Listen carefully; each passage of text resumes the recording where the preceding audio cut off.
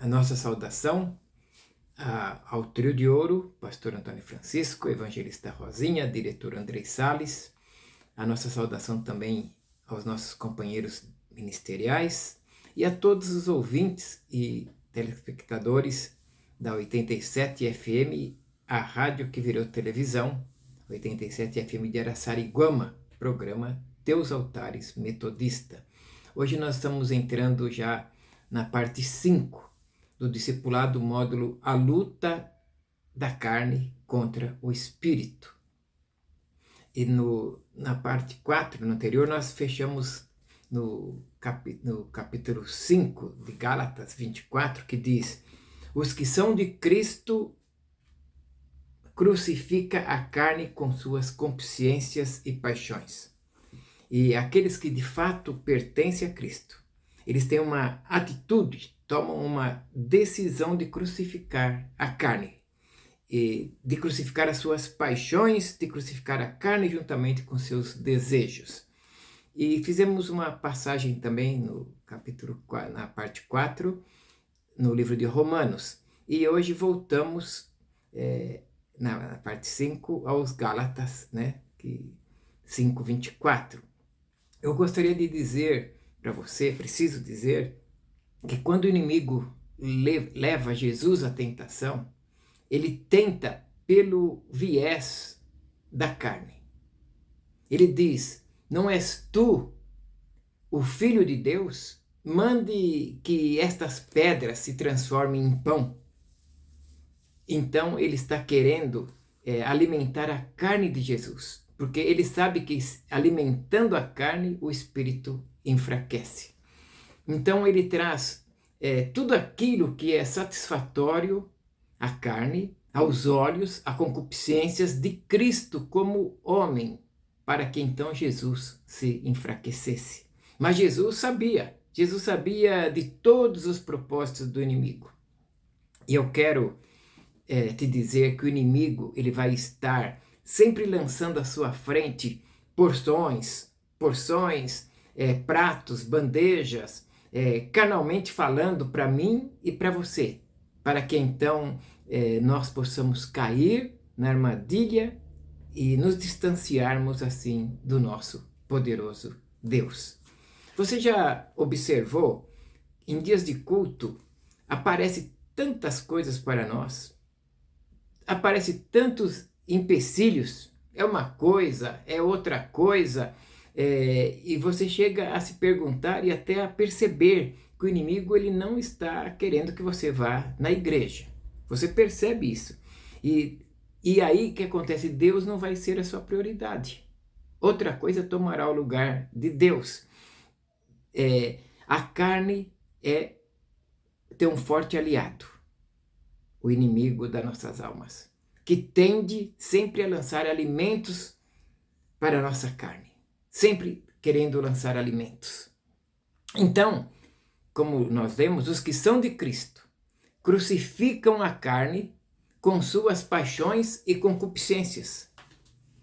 Em Romanos, vamos também para Romanos agora 8, versículo 13, diz assim: porque se vivermos segundo a carne, morreremos.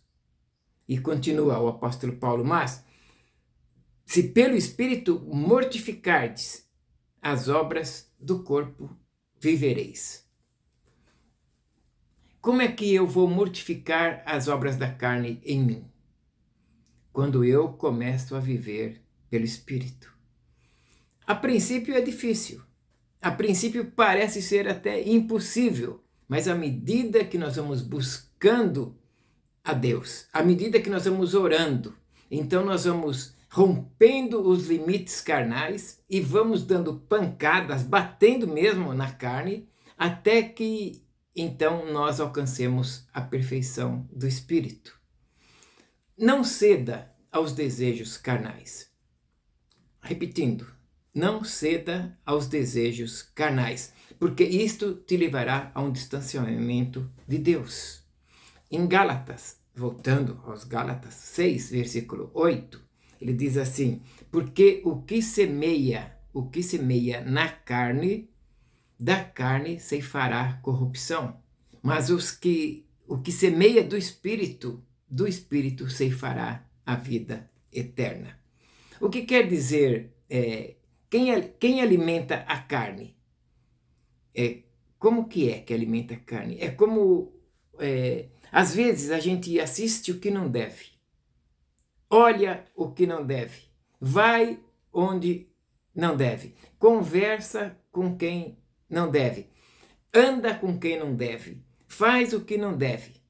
E estas coisas alimentam a carne e vai nos levar a uma destruição. Ou seja, o que vai brotar destas sementes é aquilo que vai nos destruir. Mas aqueles, diz a palavra, que semeiam no Espírito, ceifa para a vida eterna. E a palavra de Deus, ela está dizendo que aqueles que alimentam o Espírito, eles alcançarão a plenitude de Cristo. Eles alcançarão a salvação e a vida eterna. Aqueles que escolherem alimentar o Espírito, então eles terão vida com Deus na terra e vida com Deus na vida eterna. E voltando aos Romanos, o mais importante eu vou ler agora em Romanos 8, versículo 1.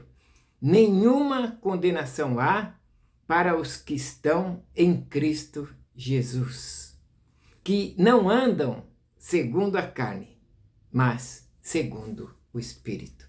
Olha, este texto, ele diz para nós que aqueles que andam segundo a carne, existe sobre eles, ou para eles, uma condenação.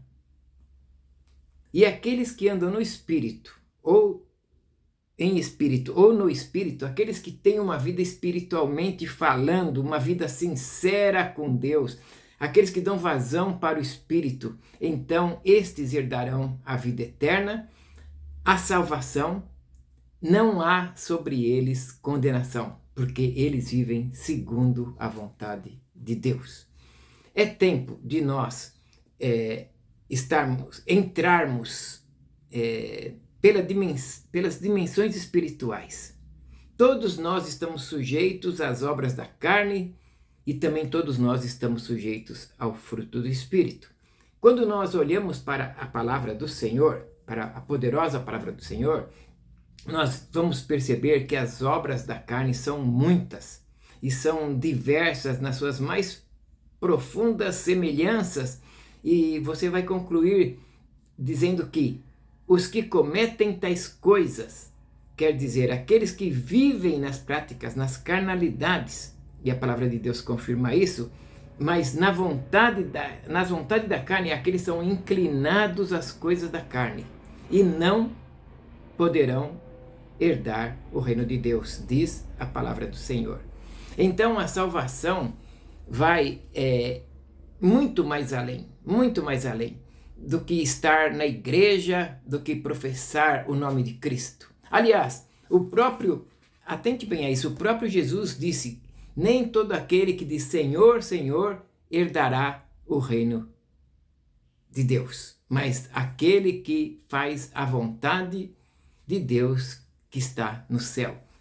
Amados, escute, o que importa para mim e para você é a salvação.